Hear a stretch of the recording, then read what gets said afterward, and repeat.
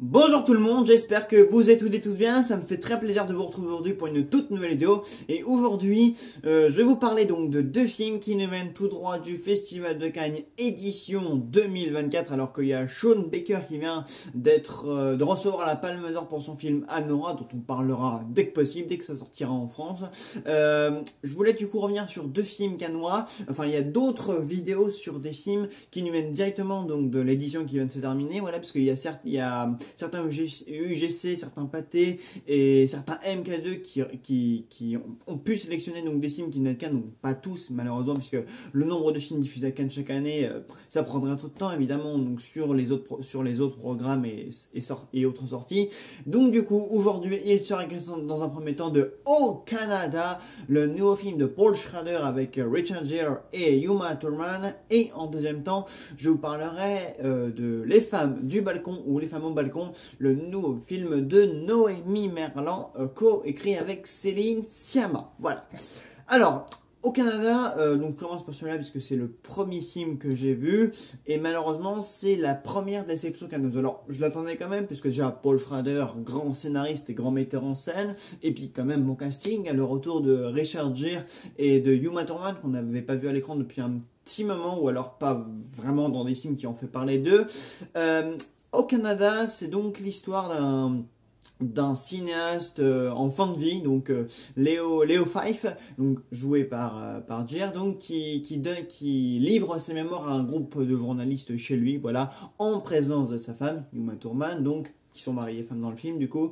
Et donc on va suivre le scénario va à la fois suivre Léo Fife quand il livre ses mémoires au présent, mais à la fois il y aura tout un tas de flashbacks sur son passé avec sa femme, et donc il y aura des révélations sur sa vie, donc des choses que sa femme va apprendre, des choses qu'il va livrer intimement, et donc du coup sa version jeune est incarnée par le jeune Jacob Elordi. Voilà. Et donc du coup le principe du film en gros ça va être de livrer quelques révélations sur ce cinéaste, donc qui est des choses que lui-même n'avait jamais dites à sa femme, des choses que lui-même ne s'était pas avoué. Voilà, en gros l'histoire c'est ça quoi, la vie au présent et au passé d'un cinéaste en fin de vie. Voilà. Bah écoutez, je peux pas vraiment vous dire que c'est un film qui m'a marqué, voilà, c'est pas vraiment, c'est un mélodrame que je trouve très poussif, voilà, qu'en fait des tonnes, et honnêtement, je sais pas si Richard Gere, c'est vraiment un rôle qui lui va bien, quoi. Richard Gere, de base c'est un acteur que j'aime beaucoup, qui a fait de très bons films. Bon, on le connaît beaucoup pour les grosses, comment on dit, romantiques, ce qu'il a fait avec Julia Roberts dans les années 90, notamment Just a Red, Pretty Woman, enfin voilà. Il y a aussi Peur Primal qu'il a fait avec un tout jeune Edward Norton que je vous recommande fortement. Enfin voilà, Richard Gere c'était une sacrée gloire dans les années 90, début 2000, mais là je trouve que c'est un peu navrant de le voir dans ce genre de rôle là, voilà, de vieil homme malade qui tousse, qui est malade, qui est en train de mourir, quoi. C'est vraiment ça, c'est vraiment ce qui nous est présenté à l'écran, quoi. Un cinéaste qui est en train de mourir et qui livre ses mémoires. Mais le problème, c'est que c'est pas un film très intéressant, où il n'y a pas vraiment de moment de cinéma vraiment mémorable. Enfin, moi, littéralement, je sais que dans la salle, j'étais vraiment comme ça en mode. Ouais, d'accord, ok.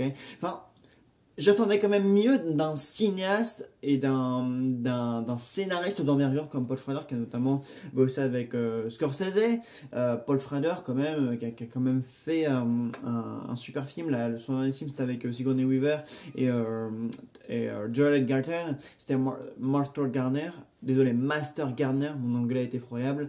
Il avait aussi fait un super truc là sur la voie de la rédemption avec Hitano et Amanda Seyfried, que je vous recommande fortement. Enfin voilà, Paul Schrader nous avait quand même habitués à des films un peu plus élevés, qui avaient quelque chose vraiment, à des projets vraiment plus, qui avaient vraiment des choses à raconter, quoi, des histoires bien plus fortes. Parce qu'en soi, le sujet il est intéressant, c'est juste que l'exécution elle est plutôt lancinante, et ça roule sur des violons, et voilà quoi, c'est un mélange entre le personnage vieux qui essaye tant bien que mal de raconter son histoire, alors que sa femme voit son mari ne pas aller bien avec ce qu'il raconte, son mari fatigué, elle dit, et sa femme Uma Thurman, littéralement, son seul intérêt dans le film, c'est de dire non, c'est trop, arrêtez de le faire souffrir comme ça, il faut faire des pauses, il est malade, il est fatigué, mais à chaque fois, lui veut continuer, et du coup, voilà quoi, lui tout ce qu'il veut c'est livrer ses mémoires, continuer le travail et en finir.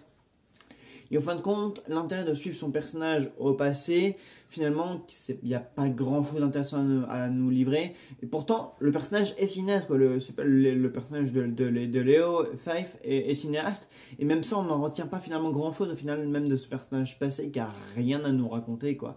C'est un film qui finalement ne raconte pas grand chose, qui n'a pas grand intérêt. Et même si pour le temps, le film est court, il fait quoi? Il fait 1h30, 1h40. Ouais, il fait 1h40.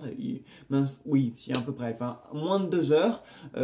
Vraiment, j'en suis ressenti en mode ouais, d'accord. Et qu'est-ce qu'il y a de bien intéressant à retenir dans ce film-là? Bah, rien du tout.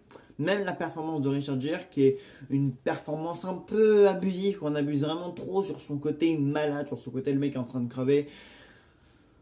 À un moment donné, tu te dis, ouais, c'est un film qui est redondant, qui est pas forcément intéressant. Donc, ouais, Paul Schrader, déception quand même pour un cinéaste de son talent, de sa renommée, parce que ça fait quand même longtemps qu'il est là, Paul Schrader.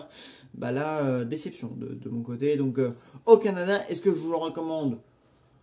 Bah, non, pas forcément, non. Je pense que parmi les films de la sélection canadienne, je pense qu'il y aura quand même plus intéressant.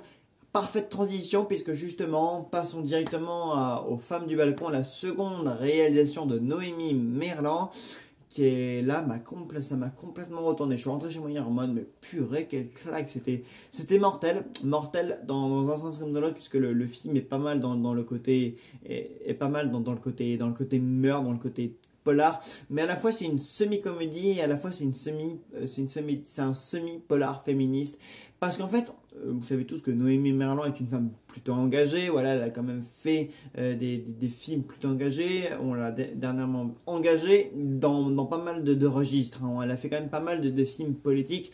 Le dernier qu'elle a fait en date, c'était Une année difficile, donc de Toy Nakash avec Pio Marmaille et Jonathan Cohen, que je n'avais pas beaucoup aimé d'ailleurs, mais je pense celui-là on y reviendra dans une vidéo, je sais pas quand, mais voilà, le dernier film dans lequel elle a joué c'était celui-là, et j'avais trouvé que c'était une comédie, elle m'a un peu resté en travers de la gorge, mais elle avait aussi joué pour Céline Sciamma dans Portrait de la jeune fille en feu, qui était quand même qui était quand même un drame romanesque LGBT, donc Noémie Merlan en général elle fait des films, elle joue dans des films engagés et elle fait des films engagés. Et Les Femmes au balcon, quand même, c'est un film qui parle de 3 femmes, du coup, qui ont des personnalités bien définies. Donc, on a la Ruby, qui est une cam girl, voilà, qui fait ça pour le plaisir et non pour l'argent, voilà. On a Élise, que joue Noémie Merlan, qui est une femme actrice, qui est dans une relation très compliquée avec son amoureux, enfin avec son mari même, et elle, ça va être ça son arc narratif. Et on a du coup Nicole, qui est une écrivaine dont le métier, dont les fantasmes vont déclencher finalement toute l'histoire. Enfin, c'est son fantasme à elle, et puis ça devient du coup le fantasme de ces 3 femmes.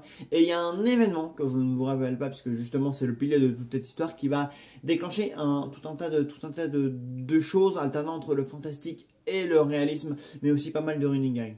Grosso modo, si je pouvais résumer ce film, c'est un mélange entre le cinéma des frères Cohen, le cinéma et le cinéma de Pedro Almodovar. Globalement, c'est ce niveau-là. Et j'ai adoré. J'ai adoré parce que c'est un film qui est superbe. Grosso modo, c'est un film qui commence très gentil, voilà, en présentant ces 3 femmes qui mènent une existence lambda, voilà, elles font leur vie chacun de leur côté, et boum, 20 minutes après, elles sont chez ce mec qui est en face de chez elles, voilà, elles décident d'aller boire un verre avec lui, et 2 semaines plus tard, c'est le chaos, la panique, tout part en vrille. Et je me garde évidemment de vous dire pourquoi ça part en vrille, parce que c'est absolument génial. C'est absolument génial la façon dont ce scénario est écrit et les messages qui renvoient ce scénario, parce que finalement, tout ce chamboulement qui arrive 20-25 minutes après le début du film, finalement sert à introduire plein de thématiques intéressantes, donc le féminisme, on parle d'avortement, on parle du rapport, comment par exemple le personnage de Ruby fait pour gérer à la fois son métier, son plaisir et sa relation avec les hommes. On parle aussi du métier d'écrivaine, bien plus vite fait, enfin c'est bien plus secondaire dans l'intrigue, mais c'est tout de même évoqué, c'est une thématique qui est présente. Et finalement c'est aussi un film qui évoque l'amitié entre ces trois femmes bien différentes, mais qui finalement se retrouvent soudées par à la fois le même événement central, tragique, qui survient, en même temps par leur amitié, comment elles se soudent et comment elles s'entraident, etc. Et c'est un film qui est absolument superbe et sublime. Et je suis très déçu de ne pas avoir vu ce film à Cannes et de ne pas y être allé, parce que je vous jure que j'avais envie de faire une standing ovation de 10 minutes, tellement ce film est bien écrit, bien joué, parce qu'on a de superbes actrices. Hormis Noémie Merlan, on a de superbes actrices. Les femmes au balcon, c'est un film qui est superbe, c'est un film qui parle de féminisme, c'est un film qui parle de plein de choses différentes, voilà, c'est un film qui tente des choses sur la mise en scène, voilà, dès que, des fois, la caméra, elle penche un peu, je sais pas pourquoi, mais c'est un parti pris de réalisatrice, de méthode en scène qui est super bien trouvé, mais je trouve que des fois, ça sert bien à illustrer le propos et ça fonctionne très bien. Donc les femmes au balcon, gros coup de cœur, mon premier coup de cœur, donc des films qui nous viennent de Cannes, et je vous le recommande fortement. Voilà, c'est un film qui est en roue libre total. Voilà, il y a des séquences, notamment le personnage de Ruby va évoquer le plaisir féminin, va évoquer, on apprend aussi à cacher un corps dans ce film-là. J'en dis pas plus à ce niveau-là, mais c'est un film qui parle de plein de choses. Il y a plein d'éléments, il y a plein de retournements, il y a plein de scènes complètement sorties de nulle part. Enfin, sorties de nulle part, non, parce qu'elles servent au récit du coup, mais c'est génial. Vraiment, c'est un film qui introduit plein d'éléments, plein de thématiques, qui parle de la femme. C'est un film qui parle de la femme et de leur façon de gérer et de réceptionner certains événements, quoi. Et c'est... Je peux pas trop vous en dire parce que c'est un film où il y a plein de retournements, il y a plein de ficelles. Et à un moment donné, tu leur dis, mais comment elles vont sortir de ce merdier, quoi. Et c'est absolument fantastique. C'est vraiment, vraiment, vraiment génial. Donc je vous déconseille au Canada et je vous recommande Les femmes au balcon. Les prochains films que je vais voir, il y a notamment le film de Jacques Audiard, Emilia Pérez, dont je vous parlerai la semaine prochaine. Il y a aussi Les Linceux, le nouveau film de David Cronenberg. Et il y a aussi le nouveau film de Christopher Honoré, Marcello Mio, dont je vous parlerai également, mais je vous ferai du coup des vidéos séparées. Mais en tout cas, Les femmes au balcon, c'est un film qui est quand même... C'est un film qui est... Ouais, c'est un polar, parce qu'il y a quand même un gros côté crime polar qui est présent. Il y a aussi un gros côté féministe, notamment ça c'est plus sur la fin. Et il y a quelques éléments qui parlent de ça, de la femme et de la relation homme-femme et des relations non consenties aussi. Enfin, c'est un film qui est important, c'est un film qui est très important. Voilà, c'est vrai que je suis resté quand même assez vague et assez ambigu sur pas mal d'éléments de l'histoire, mais c'est vraiment, je vous incite à le voir. C'est pour ça que je reste ambigu, c'est pour vous inciter à voir de quoi je parle et pour vous faire votre propre avis là-dessus. Voilà, notamment sur le parcours du personnage de Elise, qui est le parcours le plus intéressant, parce que Noémie Merlan a une façon très très drôle et très, voilà quoi, elle a un jeu tellement qui s'étend tellement, voilà, elle a un jeu, elle a une palette d'émotions qui est assez extraordinaire par rapport à ça. Et même elle, comment elle filme son personnage, c'est génial. C'est un film qui est génial et que je vous recommande parce que chaque héroïne a son parcours, ses émotions, sa façon et chaque actrice a sa façon de jouer son personnage. Voilà, elles sont tous très bien dirigées. Il y a des scènes qui vous resteront certainement en tête. Voilà, bah écoutez, j'espère que la vidéo vous aura plu. Voilà, je sais pas s'ils vont être distribués vers chez vous, mais en tout cas, dès qu'ils sortiront, je vous encourage vraiment à aller les voir. Voilà, bah écoutez, on se dit à très très vite pour les prochains films qui nous viennent de Cannes 2024. Et à plus.